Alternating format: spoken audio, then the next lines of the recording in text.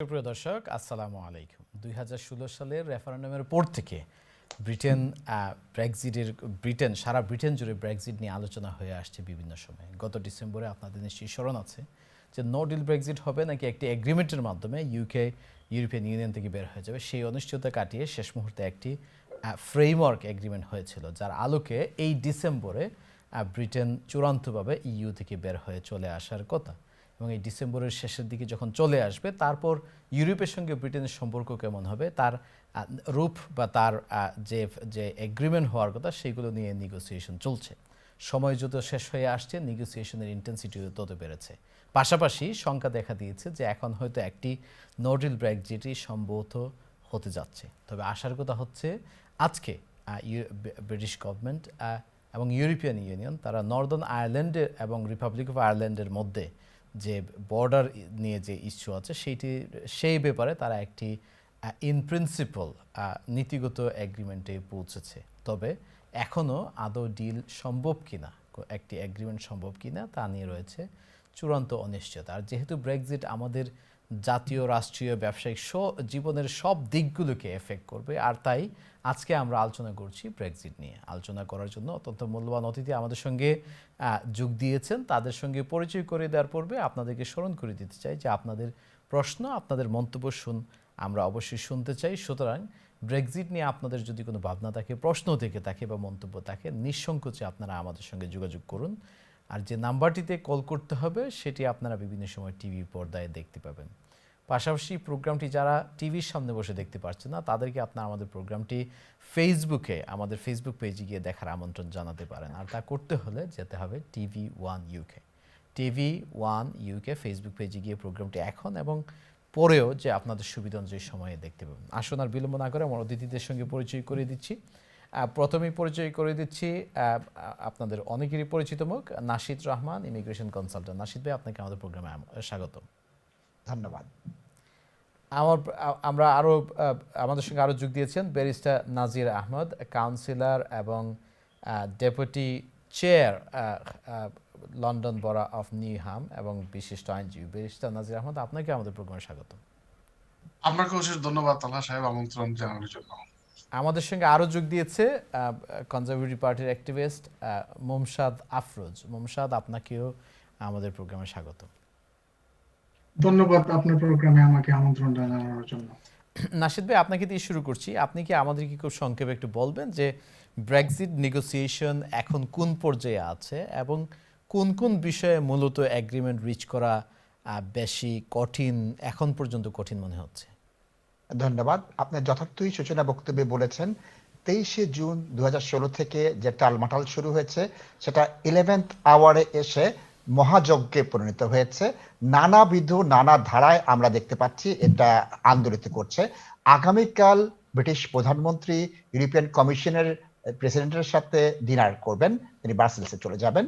আমরা এদিকে দেখতে পাচ্ছি মাইকেল বার্নিয়ার শাটল ডিপ্লোমেসি করছেন, আসছেন যাচ্ছেন। এবং আমরা হাউস অফ কমন্স আমরা দেখতে পেয়েছি আজকে আপনার ইন্টারনাল মার্কেট বিল যেটা আছে, সেখান থেকে নর্দার্ন আয়ারল্যান্ডের আন্তর্জাতিক আইন পরিপন্থী যে ধারা, সেটাকে ক্ষমতাসীন রক্ষণশীল দল উজ্জ্ব করে নিয়েছে। এবং আমরা দেখতে পাচ্ছি প্রথমবারের মতো মিস্টার ফ্রস্ট, যিনি আছেন কনজারভেটিভ পার্টির পক্ষ থেকে মেইন নেগোশিয়েটর, তিনি যে যাত্রা করছেন, তার ডেপুটি মাইকেল বার্নিয়ার তারা কথাবার্তা বলছেন। আমরা মাইকেল গ্রোভকে দেখতে পেয়েছি যে তিনি অ্যাক্টিভ হয়েছেন। পুরো কনজারভেটিভ পার্টিকে আমরা যে বিভক্ত অবস্থায় দেখেছি, সেখান থেকে তারা ঐক্যমতের ভিত্তিতে জাতীয় স্বার্থে ডিলের দিকে যাওয়ার চেষ্টা করছে। অন্তর্নিহিত কারণ হিসেবে আমি বলবো যে ডোমিনিক কুমিং সাহেব যখন সরে গিয়েছেন, তখন নো ডিলের যে ভয়ঙ্কর চাপ ছিল কনজারভেটিভ পার্টি, সেখান থেকে উত্তরণ করেছে। এবং 1922 কমিটি তারা কিন্তু ভয়ঙ্করভাবে আগে যে চাপটা দিচ্ছিল, সে চাপ দিচ্ছে না। এবং 1922 কমিটির যে চেয়ার আছেন স্যার গ্রাহাম বেরি, উনিও কিন্তু এভাবে চাপ দিচ্ছেন না। যার ফলে কনজারভেটিভ পার্টি, আমার যেটা মনে হচ্ছে, ঐক্যবদ্ধভাবে তারা চাচ্ছেন যাতে একটা সুফলের দিকে আসতে পারে। এবং আমাদের এখানে ভালো জিনিস যেটা হচ্ছে, সেটা হচ্ছে আজকের লেবার পার্টির যে সভাপতি, তিনি কিন্তু ব্রেক্সিট মন্ত্রী ছিলেন আপনার দীর্ঘদিন আন্ডারে। যার ফলে আমরা ওভারঅল যদি দেখি, সেখানে আমরা কি দেখতে পাচ্ছি, প্রো ডিল। আর আমরা দুটো ব্যক্তির কথা না বললেই নয়, মাইকেল বার্নিয়ার কিন্তু 23শে জুন থেকে আজ পর্যন্ত একমাত্র নেগোসিয়েটর।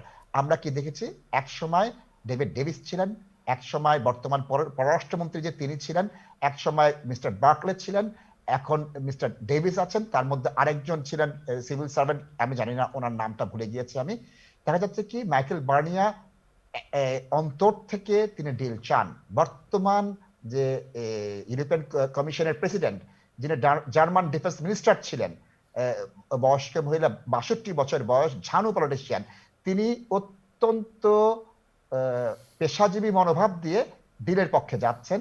এবং যেহেতু বর্তমান আপনি বলছেন যে তারা ডিলের পক্ষে যাচ্ছেন, কিন্তু আমরা কিছু রিপোর্ট শুনছি সার্টেনলি, যেমন ব্রিটিশ গভর্নমেন্টের অবস্থান ছিল যে লাস্ট মিনিটে, গত সপ্তাহে লাস্ট মিনিটে ইইউ তাদের অবস্থান ব্রিটিশ গভর্নমেন্টের ভাষ্য অনুযায়ী তারা আনফেয়ারলি বা ইরেশনালি তাদের অবস্থান চেঞ্জ করেছে। আলোচনার মধ্যে এইটাও ছিল যে over the weekend France fishing রাইটসের ক্ষেত্রে তারা ভিটো দিয়েছে, যে কারণে ইইউ প্রগ্রেস করতে চাচ্ছে না। তো এই রিপোর্টগুলি যদি সত্য হয়, তাহলে তো আপনি কি করে বলবেন যে ইউরোপিয়ান ইউনিয়নের যারা ইনভলভ তারা অ্যাকচুয়ালি ডিল চাচ্ছে? আমরা যদি 23শে জুন থেকে আজকের ধারাবাহিক অবস্থা দেখি তালহা ভাই, আমরা কি দেখতে পাই যে সবাই বলেছে যে তেরেসা মে ডিল আনতে পারবে না, উনি ডিল নিয়ে এসেছেন। সবাই বলেছে বরিস জনসন আনতে পারবে না, তিনি ডিল নিয়ে এসেছেন। সবাই বলেছেন বরিস জনসন এটা পার্লামেন্টে পাস করতে পারবে না, উনি পাস করেছেন। যার ফলে যতগুলো পরীক্ষা আপনি কনজারভেটিভ পার্টিকে দেন বা ইউরোপিয়ান ইউনিয়ন নেতৃবৃন্দকে দেন, তারা উত্তরণ করেছে। আজ যদি ফ্রান্সের অন্তর্নিহিত রাজনৈতিক অসুবিধা লিপেনের সাথে হেরে যাওয়ার ভয়ে ইমানুয়েল মাক্রন একটা ভেটো দিয়ে দেয়, সেটা কিন্তু ইউরোপিয়ান প্রবলেম না, এটা ফ্রান্সের অন্তর্নিহিত রাজনৈতিক দ্বন্দ্ব। এবং আমরা কিন্তু রোমানিয়া, বুলগেরিয়া এবং পোল্যান্ড থেকে একটা অসুবিধা দেখার সম্ভাবনা ছিল, সেটা কিন্তু উত্তরণ করে ফেলেছি।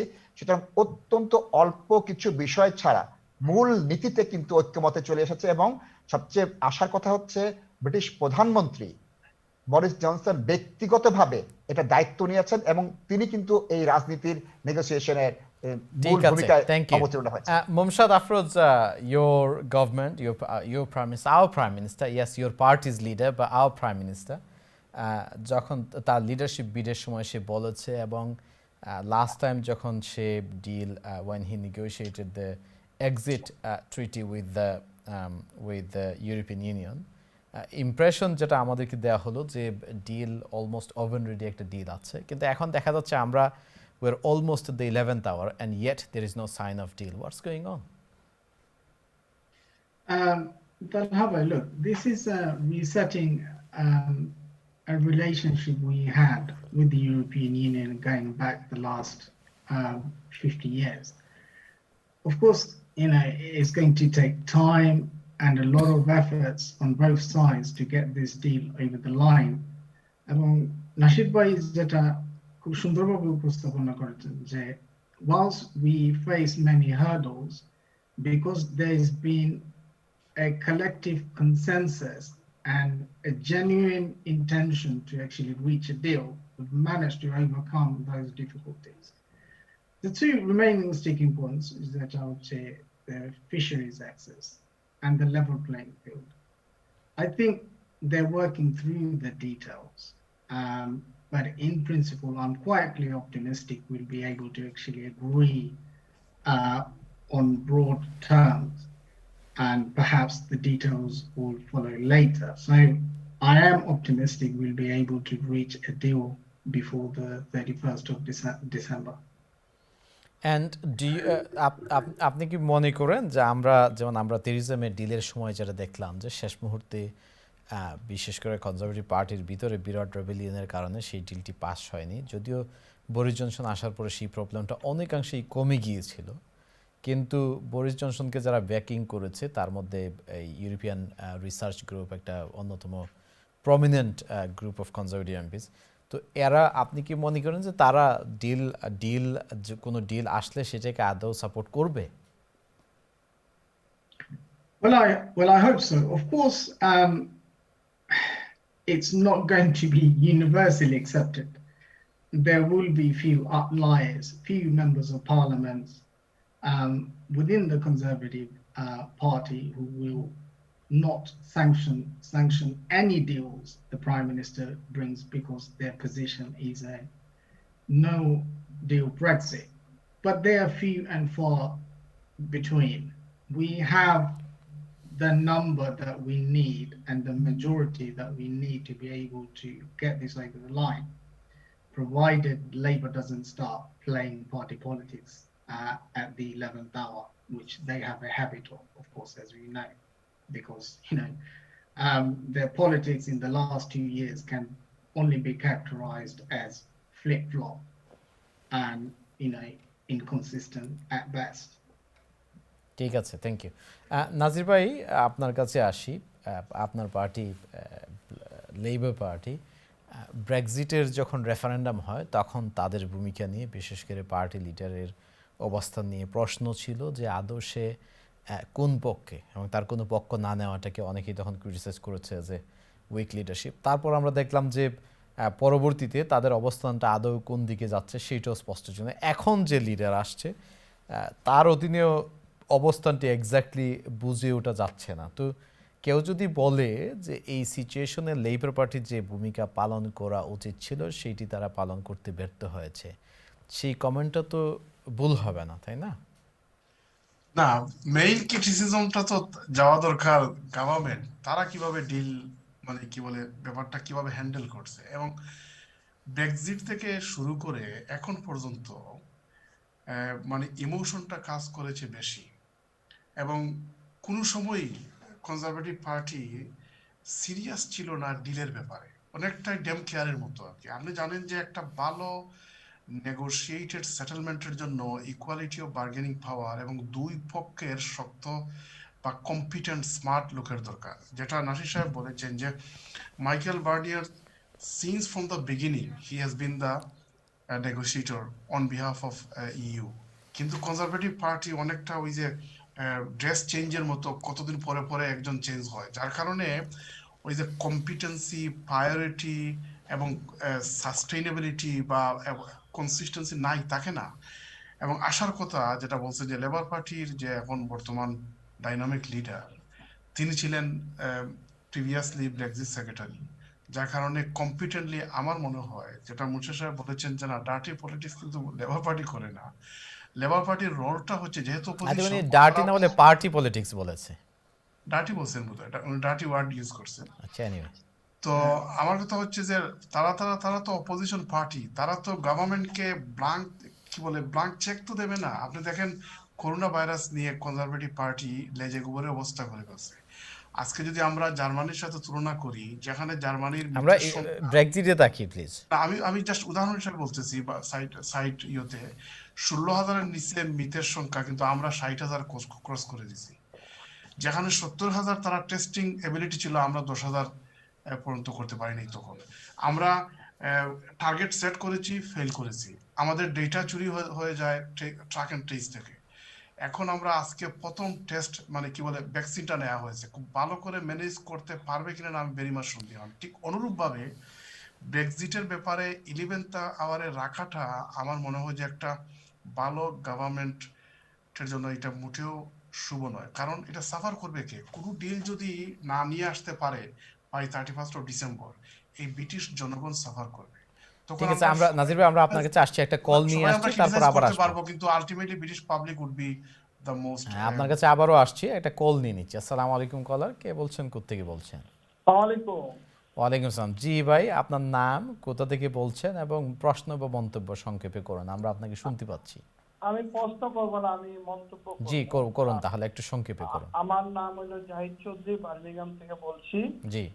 অনেকে বলে যে নো ডিল হইলে এই হইবে সেই হইবে। অ্যাকচুয়ালি আমাদের গভর্নমেন্ট নো ডিলের পথে যাচ্ছে, বিকজ নর্দার্ন আইল্যান্ড নিয়ে আজকে নেগোশিয়েট হয়ে গেছে বর্ডারটা নিয়ে, এইটা পরেও নো ডিল হবে, এই জন্য সময়টা বাইং করা হচ্ছে। এবং নো ডিল হইলে ব্রিটেনের ইকোনমিক অনেক স্ট্রং হবে, এবং আমরা আপনার জানেন বোধহয় অলরেডি ইউরোপিয়ান কয়েকটা কান্ট্রি বেইল আউট করে রাখছে ব্রিটেন, স্পেন, বাদে। আচ্ছা, আপনি সরি, আপনাকে একটু আমি ইন্টারাপ্ট করছি। আপনি বলতে চাচ্ছেন যে নো ডিল হলে ব্রিটেনের ইকোনমি স্ট্রং হবে, আপনি কি আমাদেরকে একটু বুঝাবেন কেন আপনি সেটা মনে করছেন? সেটা মনে করছি আমাদের যে ওপেন মার্কেট হবে ওয়ার্ল্ড ওয়াইড, এই ওপেন মার্কেটের কারণে আমাদের ফ্রি ট্রেড ডিল হবে আস্থা দুনিয়ার সাথে, এবং এইটার বিনিময়ে আমাদের ইকোনমিক আরো স্ট্রং হবে। আমাদের আমাদের সবচেয়ে বড় বিজনেস পার্টনার কি আপনি কি জানেন? Biggest trading partner? আমাদের বিগেস্ট ট্রেডিং পার্টনার জার্মানির সাথে আমাদের আছে, কিন্তু জার্মানি ইম্পোর্ট করে 30 বিলিয়ন আর আমরা এক্সপোর্ট করি 60 বিলিয়ন। আর আমাদের উপরে জার্মানির ইকোনমিক রিলায়েন্স করে। আপনি এমনি কথা বললে হবে না, আপনি বুঝতে হবে।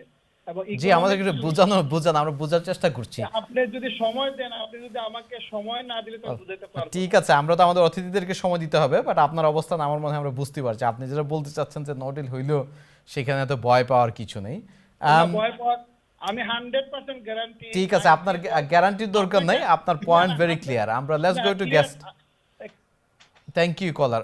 নাজির ভাই, আপনার কাছে আমরা জানতে চাইবো, আমি যতদূর জানি যে আপনি রিমেইনের পক্ষে ছিলেন, তো কলার যদি বলতে চেয়েছে যে নো ডিল ব্রেক্সিট হইলে আমাদের তো ভয়ের কি আছে, তো কলার যদি সেটা মনে করে, সরকার যদি মনে করে যে নো ডিল আমাদের তেমন ক্ষতি করবে না, তাহলে আমরা ডিলের জন্য এত ব্যতিব্যস্ত হব কেন?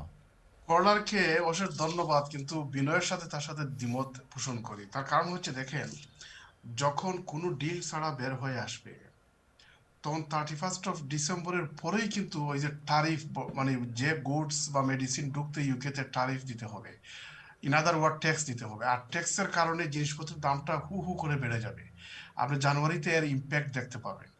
আপনি ইউতে থাকার কারণে 40টা প্যাকেজের সাথে প্রায় 70টা দেশের সাথে অটোমেটিক্যালি ইউকে জড়িত ছিল বা এঙ্গেজ ছিল। কিন্তু এখন বের হয়ে আসার পর ওয়ার্ল্ড ওয়াইড কার সাথে কতটুকু ডিল করতে পেরেছে? এখন পর্যন্ত ইউএস বলেন, নিউজিল্যান্ড বলেন, অস্ট্রেলিয়া বলেন, তাদের সাথে কিন্তু ভালো করে কোনো ট্রেড ডিল হয় নাই। সুতরাং উনি কিভাবে বললো যে ইকোনমি স্ট্রং হয়ে যাবে?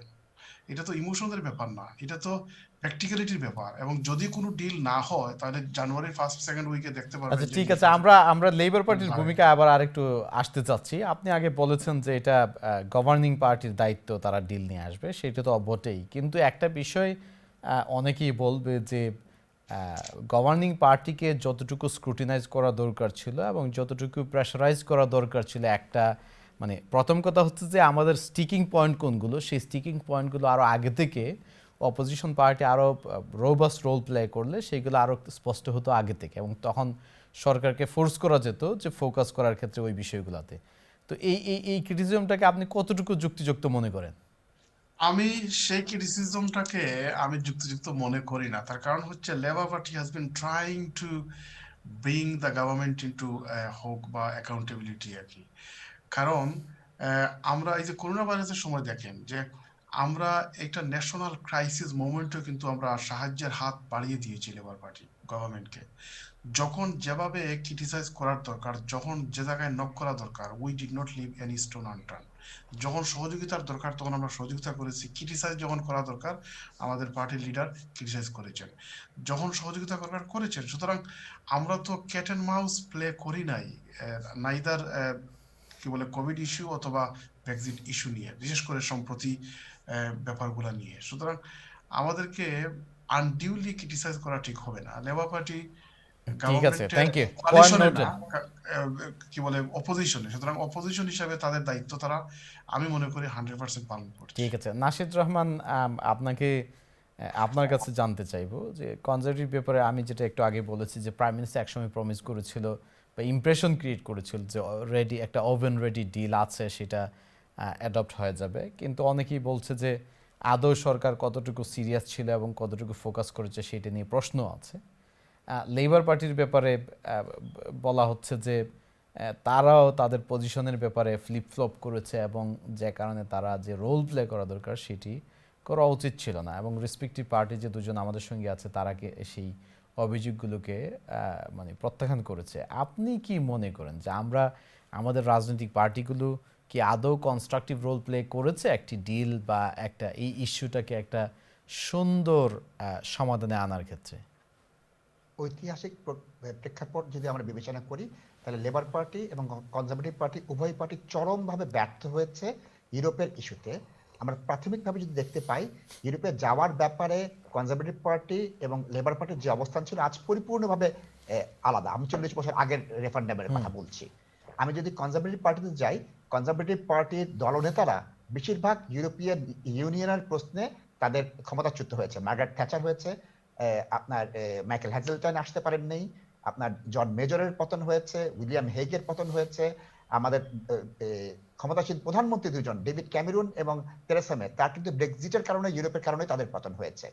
আমি যদি নিকট অতীতের দিকে তাকাই, আমাদের লেবার পার্টির নীতিবাদী যে প্রধান ছিলেন জেরেমি করবিন সাহেব, অন্তর দিয়ে তিনি এন্টি ইউরোপিয়ান ছিলেন।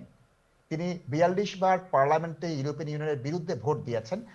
তিনি ইউরোপিয়ান ইউনিয়নের পক্ষে থাকবেন, ডিল চাবেন, এটা তো সম্ভব নয়। নীতিমান রাজনীতিবিদ বলে তিনি জনগণের উপরে ছেড়ে দিয়েছেন, সেখানে তিনি দোদুল্যমান ছিলেন। আমরা জানি একজন সিভিল সার্ভেন্ট, বর্তমান লেবার পার্টির প্রধান, তিনি ক্যারিয়ার পলিটিশিয়ান নন, তিনি সিভিল সার্ভেন্ট, কিউসি, ব্যারিস্টার, ভালো আছেন। তিনি সিপিএস এর হেড ছিলেন, আলহামদুলিল্লাহ ঠিক আছে। কিন্তু রাজনীতিবিদ হিসাবে দায়িত্ববোধের জায়গা থেকে আমাদের যে বন্ধু আজকে যেটা বলছেন, তিনি তো ওই বিরোধী দলের দায়িত্ব পালন করছেন না। আজকে যখন 9টি বিষয় ইউটার্ন করেছে কনজারভেটিভ পার্টি, দায়িত্ববোধের জায়গায় তিনি আনতে পারেননি। আজ যখন ইন্টারনাল মার্কেট বিলটা নেগোসিয়েশন টুল হিসেবে কনজারভেটিভ পার্টি ব্যবহার করেছে, যেটা আমরা সাধারণ মানুষ হিসেবে বুঝতে পারছি, হাউস অফ লর্ডস থেকে ফিরে আসলো, ফিরে আসার পর কনজারভেটিভ পার্টি একটা রাজনৈতিক টুল হিসেবে ব্যবহার করেছে, সেক্ষেত্রে কিন্তু লেবার পার্টিও কনস্ট্রাকটিভ রুল দিতে পারেনি। আর সবচেয়ে বড় জিনিস, অল্টারনেটিভ কি, বিরোধী দল হিসেবে কিন্তু লেবার পার্টি নীতি হিসাবে, পলিসি হিসাবে কনজারভেটিভকে অল্টারনেটিভ টোটাল প্যাকেজ দিতে পারেনি, যেটা পরপর 3 বার তেরেসা মে এবং বরিস জনসন দিতে পেরেছেন। হ্যাঁ, সরকারি যন্ত্রপাতি তার পিছনে ছিল, একটি গঠনমূলক বিরোধী দলের যে দায়িত্ব সেখানে তারা আসতে পারেনি। আমি বর্তমানে বলবো যে আমি নাজির ভাইয়ের সাথে পরিপূর্ণভাবে একমত, ডিল ব্রেক্সিট হওয়া উচিত। যদি নো ডিল ব্রেক্সিট হয়, যেটা হতে পারে কনজারভেটিভ পার্টির ইন্টারনাল মেকানিজমের কারণে। আপনি যথার্থ বলেছেন তালহা ভাই, ইআরজি এবং 1922 কমিটিকে যদি ম্যানেজ করা যায়, তাহলে কিন্তু বরিস জনসন সাহেব ডিল নিয়ে আসতে পারবেন। আমাদের প্রশ্ন হচ্ছে এই দুইটি কমিটিকে তিনি কি ইন্টারনালি ম্যানেজ করতে পারছেন কিনা। ঠিক আছে মোহাম্মদ ভাই, ভেরি ব্রিফলি আপনার কাছে যে জানতে চাই, আমরা শুনলাম যে রেসপেক্টিভ পার্টি ভূমিকা, বাট একটা বিষয় তো আপনি অস্বীকার করতে পারবেন না যে আমরা সেই গত ডিসেম্বরে আমরা দেখেছি একটা নাজুক, একটা নার্ভাস পরিস্থিতি যে আদৌ ডিল হবে কিনা, তখন যে এক্সিট ট্রিটি এগ্রিমেন্ট হবে কিনা, সেটা হলো। প্রধানমন্ত্রী তখন বলেছে একটা ওভেন রেডি ডিল, কিন্তু এতদিন আমরা বুঝলাম না যে এক্স্যাক্টলি কোন ইস্যুগুলোতে স্টিকিং পয়েন্ট, মানে কোথায় মানে ইস্যুগুলো ন্যারোয়িং হয়ে আসছে, একটা ক্লিয়ার স্ট্র্যাটেজি নিয়ে সামনে এগোচ্ছে, এইরকম ধারণা কিন্তু আমরা পাইনি। এবং সর্বশেষ এখন এই 11th আওয়ার এসে প্রাইম মিনিস্টার নিজে তার গাড়ি নিয়ে এইগুলাকে একটা ওই ডিনারের উপরে সে ডিল ফাইনাল করে ফেলবে, এইটা তো কোনো প্ল্যান্ড প্রোগ্রেসের পরিচয় বহন করে না, তাই না? Talha, actually, the discussion and negotiations been taking place round the clock. Politicians are simply the face of the negotiation. It is the lawyers and the actual negotiators who are doing the heavy lifting. They are the ones who are going through the small prints and making sure that any agreements that we reach is watertight. So whilst it may seem on the face of it as though Prime Minister is leading the charge on the 11th hour, but that is not the case. It's just simply a formality, and also to show his sincerity in trying to reach a deal with the European Union. And it is customary for a counterparty to such a large trade to make an appearance weeks leading up to the deadline. So it is nothing to be concerned over. It is all in keeping with the etiquette that we expect in global trade negotiations. ঠিক আছে, thank you. সুপ্রিয় দর্শক, আপনারা দেখছেন দি conversation. আজকে আমরা আলোচনা করছি ইউরোপিয়ান ইউনিয়ন থেকে ব্রিটেনের বের হয়ে আসা নিয়ে, এবং এই পরিস্থিতির সামনে রেখে যে নেগোসিয়েশন হচ্ছে এবং যে এগ্রিমেন্ট হওয়ার প্রত্যাশা করা হচ্ছে, সেইগুলো নিয়ে আমরা আলোচনা করছি। আমরা এখন একটি ছোট্ট বিরতিতে যাব। বিরতির পর আবারও আমরা আরও কিছু সুনির্দিষ্ট বিষয় নিয়ে আলোচনা করব। ততক্ষণ পর্যন্ত আমাদের সঙ্গেই থাকুন। আসসালামু আলাইকুম। ছোট্ট বিরতির পর আবারও আপনাদেরকে দি কনভারসেশনে স্বাগতম। আর আপনাদের সঙ্গে আছি আমি তালহা আহমেদ।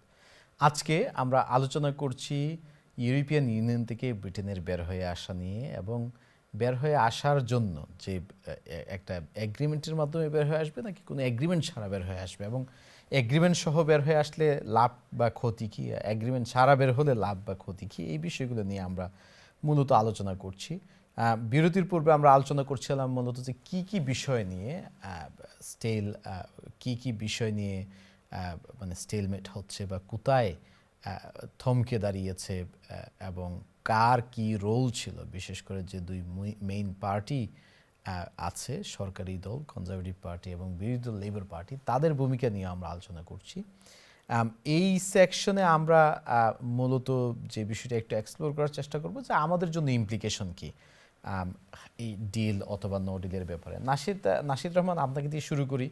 আমরা এর আগেও অনেকবার আলোচনা করেছি, তবে মাঝখানে বেশ কিছুদিন গ্যাপ গিয়েছে। তো আমাদের দর্শকদের সুবিধাতে আমরা একটু যদি ফিরে তাকাই যে ডিল বা নো ডিলে সুবিধা বা অসুবিধা আমাদের কমিউনিটির কনটেক্সটে চিন্তা করলে তারা ডিল না হলে কী ধরনের সমস্যা বা চ্যালেঞ্জ বা সম্ভাবনার মুখোমুখি হতে পারে, এই বিষয়ে আমাদেরকে একটু ব্রিফলি যদি আপনি বলতেন। ধন্যবাদ। আমি মোটা দাগে যদি আমি বলি তাহলে ভাই, প্রথমত হচ্ছে কি, অর্থনৈতিক যে ভিত্তি সেটা কিন্তু একদম তছনছ হয়ে যাবে। নাজিব ভাই বলেছে ট্যারিফ গুলো সেটা ঠিক থাকবে না। ডাব্লিউটিও রুলে যখনই আমরা যাব তখনই কিন্তু সবকিছুর উপর ট্যারিফ পড়ে যাবে। যেমন অর্থাৎ আমরা যেটা বলতে চাইছি, যেমন আমাদের যে ভেজিটেবল বা food item almost majority of it comes from the European union. এই মুহূর্তে আসার জন্য আমরা কোনো ট্যাক্স দেই না, বা আমাদের গুড় যখন ওখানে যায় কোনো ট্যাক্স নেই, কিন্তু নো ডিল ছাড়া যদি বের হয়ে আসে সেখানে ট্যাক্স আসবে, ফলে এটা বেড়ে যাবে।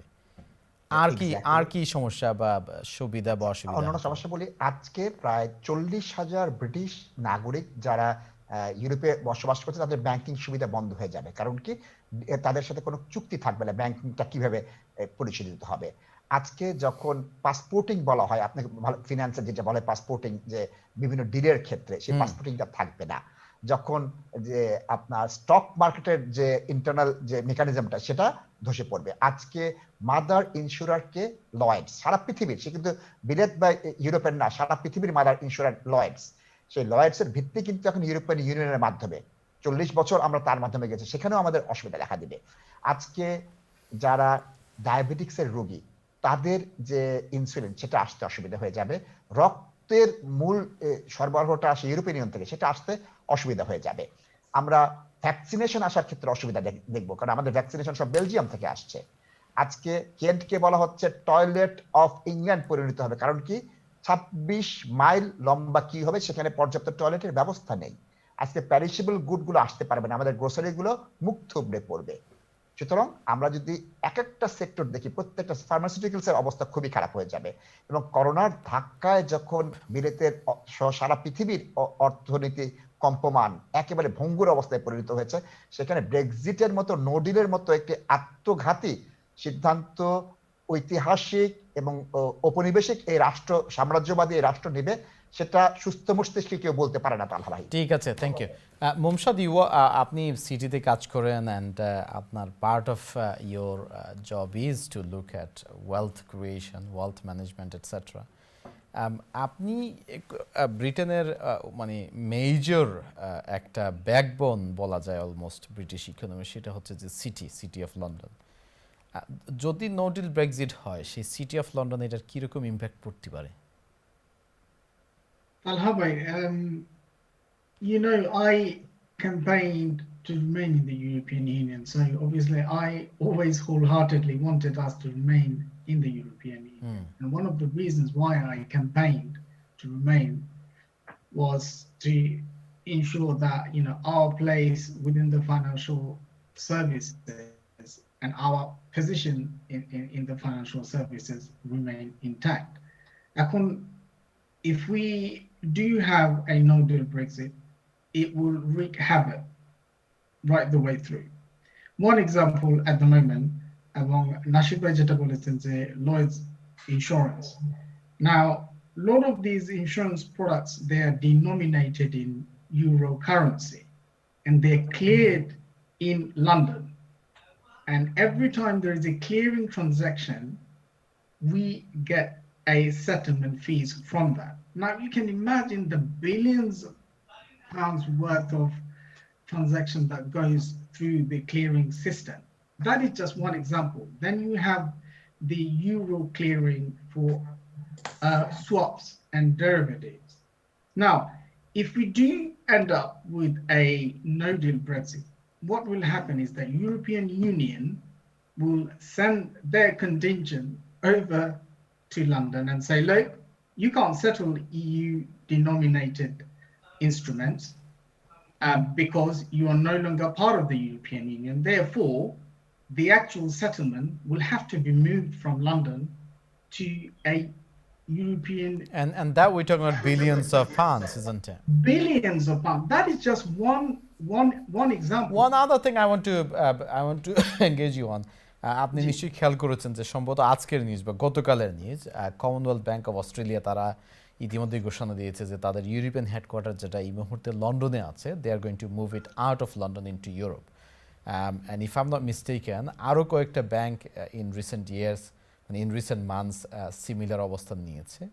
তো আপনি কি মনে করেন যে যদি নো ডিল ব্রেক্সিট হয় তাহলে এরকম কি আমরা একটা ট্রেন্ড দেখতে পাবো যেখানে মেজর গ্লোবাল কর্পোরেশনরা তাদের মানে যাদের ইউরোপিয়ান হেডকোয়ার্টার এখন লন্ডনে আছে সেখান থেকে সরিয়ে নেবে?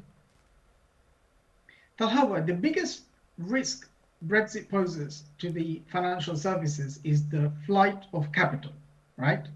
So the moment when you say flight of capital, it's like মানুষ এখন লন্ডনে এসে ইনভেস্ট করছে তখন লন্ডনে না করে ইউরোপের অন্য কোথাও গিয়ে করবে। Exactly, and also the investment banks, which sit on huge capital reserve, they will simply move that capital base out of London into one of the other European jurisdiction. Because Nishad Bhai jeta bolchen je passporting rights. What is passporting? Passporting means is that if you are one of the 27 EU member states, you can sell your financial services product right the way across. That means you can sell the same product in UK, in Germany, in Ireland, in Italy, and not have to jump through any regulatory hoops. So it's a seamless process. The minute we have a no-deal Brexit, that will cease to exist. That means these London banks operating in different European jurisdictions, they will have to apply for a license to operate their subsidiary arms out of those locations, and it becomes incredibly complex. So major banks, for the sake of convenience, will simply move their business out of London to other European locations. But it works, just as well on the other side. So where you have, European banking institutions operating in London, they would obviously will also. But I think that effect is likely to be less, isn't but it? I think we stand to lose more than we stand to gain. ঠিক আছে, আমরা নাজির ভাইয়ের কাছে। নাজির ভাই, আপনি যে বড়াই councillor, one of the মানে যেখানে আনএমপ্লয়মেন্ট একটা বিগ কনসার্ন এবং কোভিড অলরেডি সেইখানে হ্যাভক ক্রিয়েট করেছে, অনেকের চাকরি চলে গিয়েছে বা চাকরি নিয়ে অনিশ্চয়তা আছে, এবং ইউরোপিয়ান ইউনিয়নের নো ডিল ব্রেক্সিট যদি হয় বা অ্যাপ্রোপ্রিয়েট ডিল যদি না হয় সেই ক্ষেত্রে অর্থনীতির যে ইম্প্যাক্ট পড়বে সেই ইম্প্যাক্টে যারা মানে ফার্স্ট ফেজেই বেশি ইফেক্টেড হবে তার মধ্যে একটা বড় সংখ্যক কিন্তু যেমন হসপিটালিটি ইন্ডাস্ট্রি বা কনস্ট্রাকশন সহ আরও এটা যারা ইফেক্টেড হবে আর একটা বড় অংশ আপনাদের বড়াই আছে। তো আপনার কাছে আমি জানতে চাইবো যে যদি নো ডিল ব্রেক্সিট হয় সেটার ইম্প্যাক্ট সাধারণ লেভেলে অন দ্য কমিউনিটি এমপ্লয়াবিলিটির দিক থেকে যদি আমরা চিন্তা করি এটা কীরকম ইফেক্ট করতে পারে? হিউজ, আমি এক কথায় যদি বলি, আমি এক কথায় প্রকাশ, তাহলে হিউজ ইম্প্যাক্ট পড়বে, অনেক ক্ষতি হবে মানে নো ব্রেক্সিট ডিল হলে পরে। কিন্তু আমাদের কমিউনিটিকে সবচেয়ে বেশি যে 2-3টা জিনিস ক্ষতি করবে, একটা হচ্ছে দেখেন, আপনি বলেছেন যে হসপিটালিটি বা ক্যাটারিং সেক্টরের যে কাঁচামালগুলা বা গুডসগুলা এর লায়ন শেয়ার কিন্তু ইইউ থেকে আসে। বাংলাদেশ থেকে আগে এক সময় কাঁচামাল অনেকটা আসতো, কিন্তু এখন আবার রেস্ট্রিক্টেড হওয়ার কারণে লায়ন শেয়ার আসে ইইউ থেকে। ওইটার দাম দেখবেন যে ট্যারিফ দেওয়ার কারণে বেড়ে যাবে, হু হু করে ইভেন বেড়ে যাবে। বাংলাদেশি ভেজিটেবল যেগুলো আমরা মনে করি আর অনেকটা তো এখন ইউরোপ থেকে আসে, তাই না? এক্স্যাক্টলি। এবং সেকেন্ডলি যেটা, যে আপনি জানেন যে কোভিড এর কারণে হার্ড হিট কমিউনিটি হচ্ছে এথনিক মাইনরিটি, বিশেষ করে আমরা যারা এশিয়ান বা বাংলাদেশি, তারা কিন্তু সবচেয়ে বেশি এফেক্টেড হয়েছে কোভিড এর কারণে। আমাদের আন্ডারলাইং হেলথ ইস্যু কম্পারেটিভলি বেশি অন্যান্য কি বলে হিউজেনিয়াস বা অন্য কাউন্টারপার্ট যারা এখানে আছেন তাদের চেয়ে। তো তাদের বেশিরভাগ ক্ষেত্রে দেখা যায় হাই কোলেস্টেরল, ডায়াবেটিস বা এই ধরনের রোগ কিন্তু আমাদের ওল্ডার জেনারেশনের অপেক্ষাকৃত বেশি। তো এই যে মেডিসিন গুলো আসবে কিন্তু মেনলি ইউরোপ থেকে, ওখানে দেখবেন দাম বেড়ে যাবে বা সাপ্লাই কমে যাবে। এরপরে যেটা কনস্ট্রাকশন ইন্ডাস্ট্রি আপনি বলেছেন, ওখানে কিন্তু Asian community hugely involve construction ইন্ডাস্ট্রিতে, এবং এখানে আনএমপ্লয়মেন্টের সংখ্যাটা বেড়ে যাবে, মানুষ পাবে না, রাইট পিপুলকে পাবে না, র মেটেরিয়ালস পাবে না। তো এগুলো কিন্তু হিউজ মানে এফেক্ট করবে ইস্টার্নকে, বিশেষ করে আমাদের বা আমার বারাকে, নিহমে। তো এটা খুবই, এবং মাঝে মধ্যে যখন বলা হয় যে প্রাইম মিনিস্টার বরিস জনসন একটা ডিনার করে এই সমস্যার সমাধান হয়ে যাবে, এটা আমারও যে ছোটবেলার একটা ঘটনা মনে পড়ে যায়। বাংলাদেশে একজন অ্যাডভোকেট রিপ্রেজেন্ট করতেছেন মার্ডার কেসের আসামিকে, তার ট্রায়াল কোর্টে ফাঁসি হয়ে গেছে, লয়ার বলতেছেন না কিছুই হয় নাই, হাইকোর্ট তো আছে, হাইকোর্টেও গিয়ে আবার বহাল থাকলো, তারপরে বলে কিছু হয় না, অ্যাপিলেট ডিভিশন তো আছে, অ্যাপিলেট ডিভিশনেও দেখা গেল বহাল থাকলো, বলে না কিছুই না, রাষ্ট্রপতির কাছে তো মার্সি চাইতে পারি, মার্সি যে রিজেক্ট হয়ে গেলো, তার ফাঁসি হয়ে গেলো, লয়ার বলতেছে না এখনো আছে, কি আছে আর। তো আমরা এভাবে দেয়ালে পিঠটা এমন ভাবে ঠেকে গেছে একই, যে সম্ভবত সব ইন্ডিকেশনটা হচ্ছে যে নো ব্রেক্সিট ডিলের প্রতি সম্ভবত আমরা যাচ্ছি। I would be more than happy যদি এটা না হয়। তো আরেকটা বিষয় যেটা হচ্ছে যে আমরা মানে আপনি কয়েকটা বিষয় হাইলাইট করেছেন, কিন্তু আরেকটা বিষয় আমি আপনার কাছে জানতে চাই যে আপনি কি মনে করেন যে ইভেন আমরা আমাদের কমিউনিটির যারা রিলেটিভলি বেটার অফ, যেমন অনেকের প্রপার্টি আছে, তারা র্যান্ট থেকে ইয়ে পাচ্ছে, এখন কিন্তু আমরা ব্রেক্সিটের পরে দেখেছি এটা একটা নিম্নমুখী একটা গতি ছিল, তারপর কোভিডে সেইটাকে এফেক্ট করলো, দেখা যায় যে অনেকে এটাতে সমস্যা হচ্ছে। প্লাস সিটি অফ লন্ডন, যেখানে আমরা একটু আগে আলাপ করছিলাম, আমাদের ছেলেমেয়েরা অনেকেই যারা খুব ভালো করছে, তাদের সোশ্যাল মানে আপওয়ার্ড মোবিলিটির একটা অন্যতম প্রধান ভেহিকল হলো সিটিতে গিয়ে তারা ভালো জব নিচ্ছে, সেইখান থেকে তারা ইকোনমিক্যালি ভালো করছে, কেরিয়ারে ভালো করছে, সামাজিকভাবে ভালো করছে। আপনি কি মনে আপনি কি মনে করেন যে সেই গতিটা অনেকটা কমে যেতে পারে deal or no deal Brexit হলে? অনেকটা মন্থর মানে কমে যাবে। তার কারণ হচ্ছে দেখেন, আমাদের ছেলেমেয়েরা বা নিউ জেনারেশন অনেক ভালো করছে, কিন্তু প্রপোর্শনেটলি লো, এখনো কিন্তু সেভাবে সমান্তরাল গতিতে আগাতে পারে নাই। এরপরে দেখেন, আপনি ঠিকই বলছেন যে দেখেন ডেলাইট বা ল্যাম্পের নিচ কিন্তু অন্ধকার থাকে। ক্যানারি ওয়ার্ফ সিটি, যেখানে মানে ইকোনমিক জায়ান্ট তারা আছে, কিন্তু মাঝখানে দেখেন টাউনলেটস নিউহাম আমরা অনেকটা দরিদ্র পল্লীর মতো আছি আর কি। সুতরাং ইমপ্যাক্ট তো অবশ্যই করবে।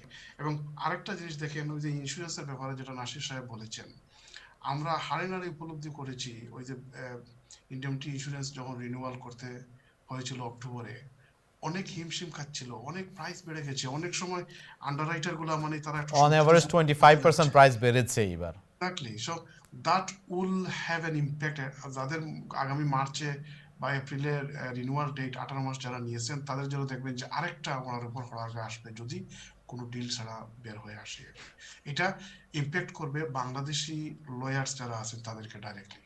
কেন আপনি সেটা কেন মনে করেন যে এথনিক মাইনরিটি লয়ারদেরকে এফেক্ট করবে? ওয়েল, কারণ এথনিক মাইনরিটি কম্পারেটিভলি আপনি মনে করেন small farm, medium size farm, small ফার্মটা বেশি এথনিক মাইনরিটির মধ্যে সোল প্র্যাকটিস বা টু পার্টনার প্র্যাকটিস অনেক বেশি। এক্স্যাক্টলি। এবং এদের ক্ষেত্রে ডিসপ্রপোর্শনেটলি হাই প্রিমিয়াম দিতে হচ্ছে। যারা মনে করেন সিটিতে বড় বড় 10 ম্যাজিক 10 এগুলা যে হারে বা যেভাবে তারা ইন্ডেমনিটি ইন্স্যুরেন্স মানে প্রিমিয়াম পায়, ওইটা কিন্তু স্মল ফার্মের মালিকরা কিন্তু সেভাবে পায় না। তো যার কারণে ইম্প্যাক্টটা কিন্তু তাদের গায়ে বেশি পড়বে। ঠিক আছে, আমরা একটা কল নিচ্ছি, তারপর আবার আপনাদের কাছে ফিরে আসবো। আসসালামু আলাইকুম, কে বলছেন, কোত্থেকে বলছেন? হ্যালো, আসসালামু আলাইকুম। জি ভাই, আপনার নাম বলুন, কোত্থেকে ভাই বলছেন আমার নাম বলুন। শরীফ, আমি বার্মিংহাম থেকে বলতেছি। আমি জি। একটা জিনিস জানতে চাই জি, ব্রেক্সিট বলেন। বিষয়ে। যে আপনারা অনেক এক্সপার্ট আছেন, অনেক কিছু জানেন। আমি একটা ফুড প্রডিউসার কোম্পানিতে চাকরি করতাম এদেশে, হুম যেটা এফেক্টেড হয়েছে ইউরোপিয়ান ইউনিয়নের কারণে, এবং এটা বন্ধ হয়ে গেছে আমার এই কোম্পানির ব্রাঞ্চটা। যাই হোক, আমি একটু জিনিস জানতে চাই যে এদেশের খাদ্য নিরাপত্তার জন্য যে ইউরোপিয়ান ইউনিয়নের কারণে যে কতটুকু ফার্মের উৎপাদন ক্ষমতা কতটুকু আছে তার নিজের জনগণকে বাঁচানোর জন্য, আর ইউরোপিয়ান ইউনিয়নের কারণে কতটুকু তার প্রোডাকশন কমে গেছে। যে একটা দেশের জরুরি অবস্থায় তার নিজস্ব খাদ্য সামগ্রীর রিজার্ভের দরকার, নিজস্ব প্রোডাকশনের দরকার আছে।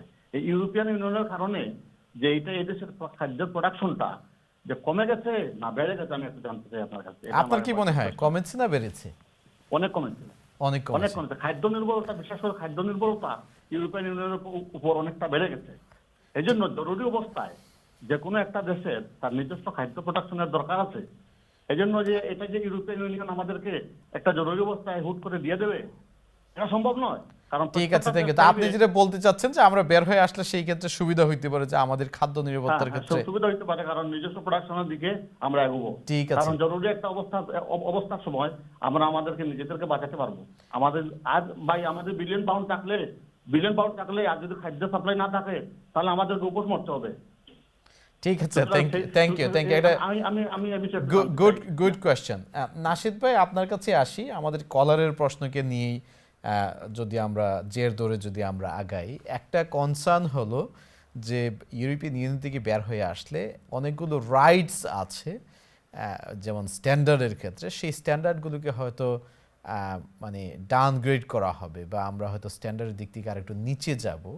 যেমন একটা কমন এক্সাম্পল যে হয়তো আমরা ক্লোরিনেটেড চিকেনের দিকে আমরা যাইতে বাধ্য হইতে পারি, এরকম।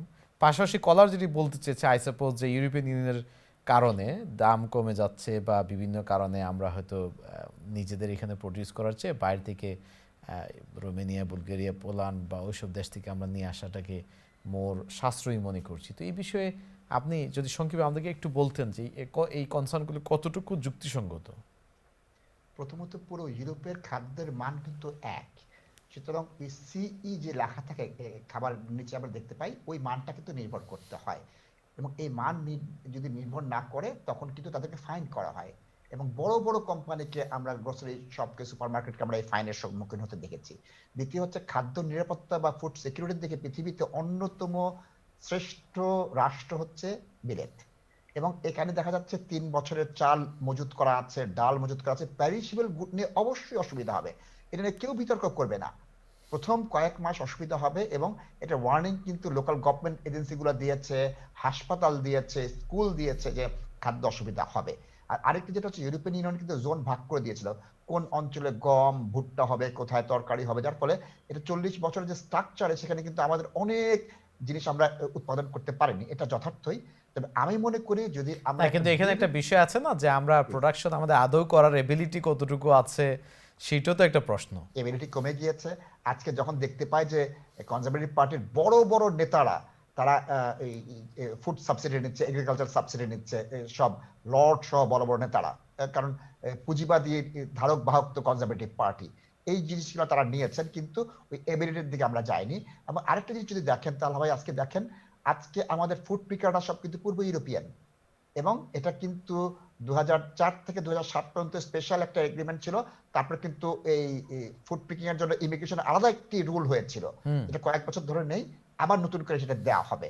এবং যে নতুন স্কিল ওয়ার্কারের পলিসি যেটা আসছে, সেখানেও কিন্তু ফুড পিকার, ককল পিকার, এদের জন্য স্পেশাল প্রভিশন রাখা হয়েছে।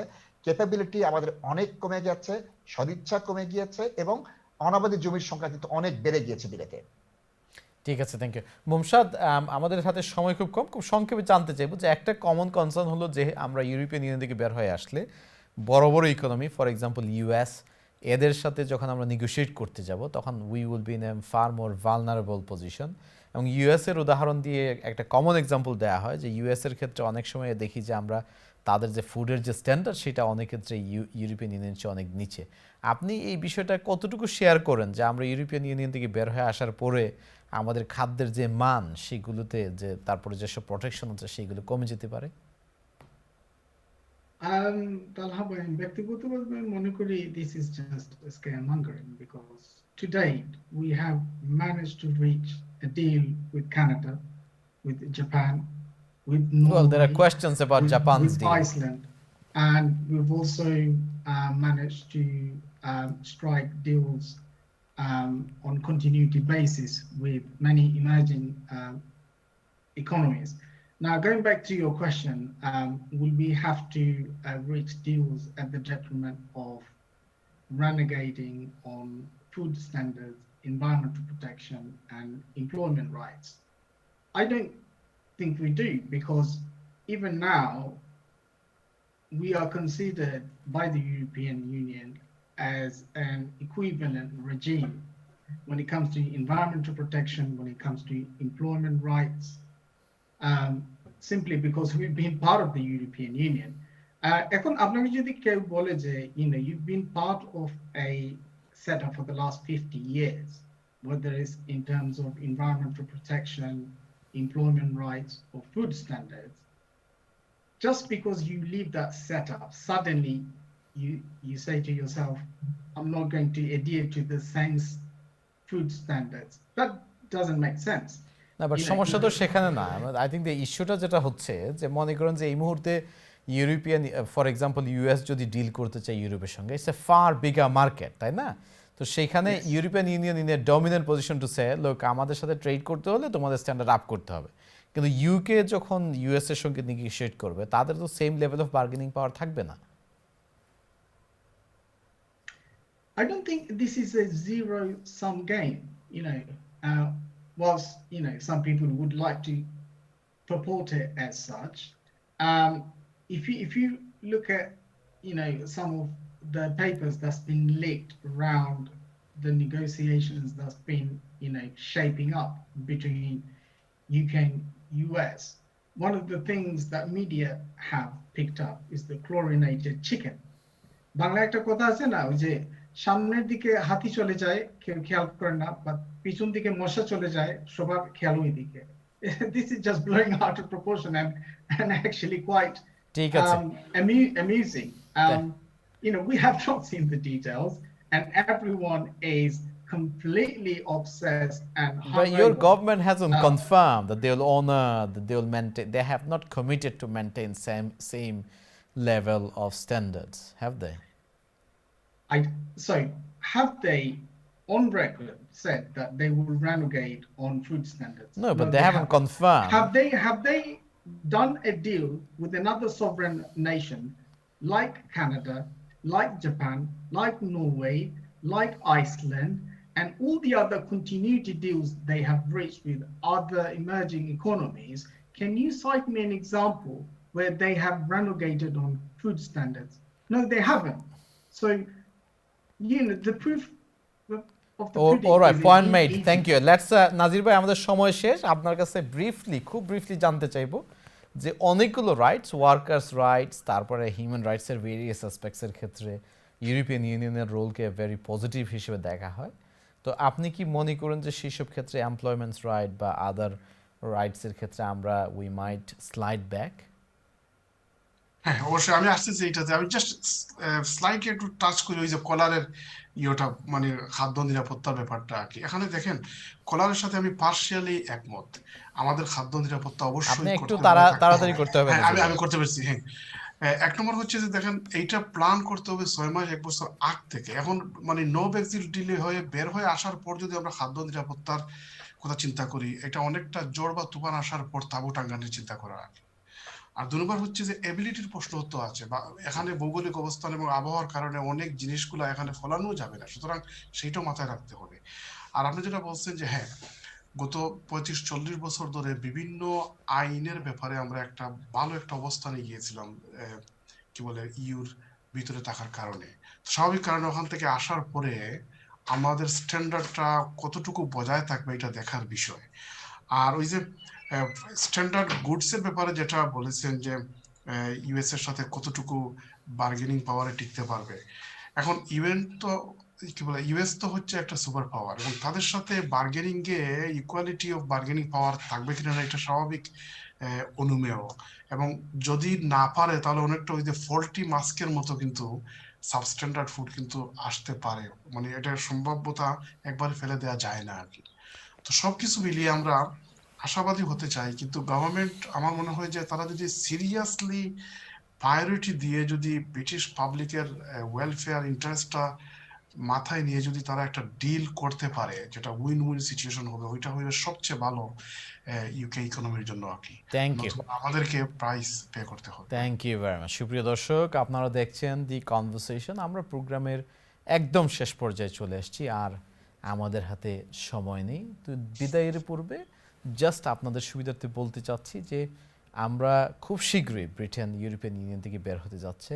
আশার কথা হচ্ছে, মনে হচ্ছে যে একটা ডিল হয়তো বা হয়ে যাবে, যদিও অনিশ্চয়তা এখনও আছে। আমাদের প্রত্যাশা যে আমাদের সরকার, ইউরোপিয়ান ইউনিয়ন, তারা সর্বান্ত চেষ্টা করবে এবং আলটিমেটলি একটি ডিল বা একটি এগ্রিমেন্টে পৌঁছাতে তারা সমর্থ হবে। আমাদের অনুষ্ঠান দেখার জন্য আপনাদেরকে অসংখ্য ধন্যবাদ জানিয়ে, আমার অতিথি যারা তাদের মূল্যবান সময় দিয়েছে তাদেরকে ধন্যবাদ জানিয়ে, এবং আগামী সপ্তাহে আমাদের প্রোগ্রাম আবারও দেখার আমন্ত্রণ জানিয়ে আজকের মতো এখানেই বিদায় নিচ্ছি। আল্লাহ হাফিজ।